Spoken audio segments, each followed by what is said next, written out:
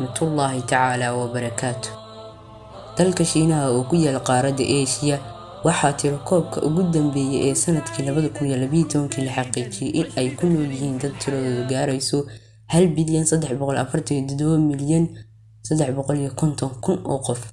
Shiinaha inkastoo uu yahay waddanka adduunka ugu dadka badan, haddana xooggaasi wuxuu uga faa'iidaystay soo saarista ilo dhaqaale oo waddankaasi haatan uu ku noqday waddanka dhaqaalihiisu si xawli u korayo. haddana uu fadhiyo iyadoo xoogga dalka Shiinaha looga faa'iidaystay soo saarista malaayiin wax soo saarka warshadaha oo ka dhigay in adduunka qiimo jaban lagu soo geliyo waxyaabaha Shiinaha lagu farsameeyo. ليكن يومك للشعب ودادا ليكن حبك للأرض مداد قلم أنت فك